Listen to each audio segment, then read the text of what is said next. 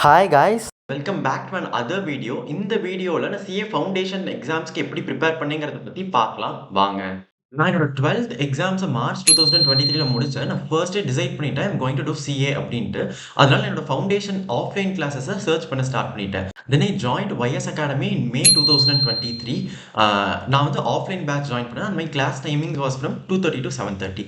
அப்புறம் ஜூனில் என்னோட 12th result வந்துச்சு. 12th ரிசல்ட் வந்தோடனே நான் என்னோட BCom PhD college of arts and சயின்ஸில் என்ரோல் பண்ணேன். பிகாம் வந்து ஜூலைலேருந்து எனக்கு ஸ்டார்ட் ஆச்சு. இப்போ என்னோட ஃபவுண்டேஷன் ப்ரிப்பரேஷன் ஸ்ட்ராட்டஜியை ஒன்றா டீட்டெயில்டாக பார்க்கலாம் வாங்க. ஸோ இந்த ப்ரிப்பரேஷன் ஸ்ட்ராட்டஜிங்கிறது நான் ஃபவுண்டேஷனுக்கு மட்டும் யூஸ் பண்ணல. It is my fundamental principle. I used it in my schooling as well as in my CA foundation exams as well as my CA intermediate exams. Strategy 1 என்னன்னா start early.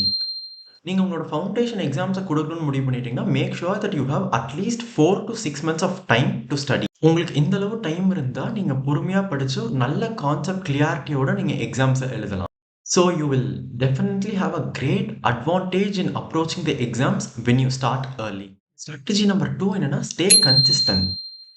Stay கன்சிஸ்டன்ட்னா நான் எல்லா நாளும் 3 மணி நேரம் படிப்பேன், 4 மணி நேரம் படிப்பேன் அப்படிங்கிறத தாண்டி உங்களால் வந்து ஒரு சில நாள் ஜென்யூனாக படிக்க முடியாது. 1 நாள் 2 நாள் 3 நாள் உங்களால் ஜென்யூனாக படிக்க முடியாது. You have your personal reasons. உங்களுக்கு உடம்பு சரியில்லாமல் இருக்கலாம். That is completely fine. But 4th டே எடுத்து நீங்கள் வந்து படிக்க ஸ்டார்ட் பண்ணிடணும். இந்த 3 நாள் படிக்க முடியாதனால அது அப்படியே 4, 5, 6, 7ன்னு போகிறப்போ ஒரு பேக்லாக்ஸ் ரொம்ப ஜாஸ்தியாகுது. பேக்லாக்ஸ் அக்குமுலேட் ஆகிக்கிட்டே இருந்தால் ஒரு பாயிண்ட் ஆஃப் டைம் மேலே கிளாஸில் என்ன எடுக்கிறாங்கிறத ஃபாலோ பண்ணுறதே ரொம்ப கஷ்டமாயிடும். Strategy number 3 is give your tests regularly. நீங்கள் ஏதோ ஒரு அகாடமியில் ஜாயின் பண்ணி படிக்கிறீங்கன்னா அந்த அகாடமி கண்டிப்பாக ஒரு டெஸ்ட் ஸ்கெடியூல் வச்சுருப்பாங்க. Make sure that you follow the test schedule. நீங்கள் அவங்க கொடுக்குற எல்லா டெஸ்ட்டும் எழுதி பாருங்க. அண்ட் நீங்கள் வந்து செல்ஃப் ஸ்டடி பண்ணுற மாதிரி இருந்துச்சுன்னா கண்டிப்பாக ஒரு கான்செப்ட் முடிச்சதுக்கப்புறமோ இல்லை ஒரு சாப்டர் முடிச்சதுக்கப்புறமோ அந்த கான்செப்ட்லேருந்தோ சாப்டர்லேருந்தோ ஒரு டெஸ்ட் எழுதி பாருங்க. நீங்கள் டெஸ்ட் எழுதி பார்த்தா தான் உங்களுக்கு அந்த ரைட்டிங் ப்ராக்டிஸ் இருக்கும். டைம்குள்ளே உங்களால் அந்த டெஸ்ட்டு முடிக்க முடியுதாங்கிறது உங்களுக்கு தெரியும். அண்ட் சிஏ எக்ஸாம்ஸ் பொறுத்த வரைக்கும் நீங்கள் கான்செப்ட்ஸில் கிளியராக இருந்தால் மட்டும் உங்களால் எக்ஸாமை அப்ரோச் பண்ணிட முடியாது. அந்த எக்ஸாமுக்கு நீங்கள் வந்து ஒரு எக்ஸ்ட்ரா எஃபர்ட் எடுக்கணும். அப்போ தான் உங்களால் வந்து அந்த எக்ஸாமை நீங்கள் நினச்ச அளவு மார்க் வாங்க முடியும். Mere concept clarity doesn't make you to ace the CA exams. So give your tests regularly. Strategy number 4 is go beyond what the take in class. அதாவது கிளாஸில் அவங்க ஐசிஐ மெட்டீரியல் அண்ட் இன்னும் கொஞ்சம் சம்ஸ் போட்டு நிறுத்தினாங்கன்னா நீங்கள் அதையும் தாண்டி நிறையா சம்ஸ் ஒர்க் அவுட் பண்ணுங்கள். அது நீங்கள் கிளாஸில் சொல்லணுங்கிற மாதிரி எக்ஸ்பெக்ட் பண்ணாதீங்க. நீங்களே போய் கூகுள் பண்ணாவே நிறையா கம்பைலர்ஸ் இருக்கும், நிறையா ஸ்கேனர்ஸ் இருக்கும். அதெல்லாம் எடுத்து நீங்கள் ஒர்க் அவுட் பண்ணி பாருங்கள். இதெல்லாம் நீங்கள் வந்து ஒரு சாப்டரோ இல்லை ஒரு கான்செப்டோ முடிய நீங்கள் பண்ணிட்டா உங்களுக்கு அந்த கான்செப்ட் இன்னும் நல்ல பெட்டர் கிரிப் கிடைக்கும்.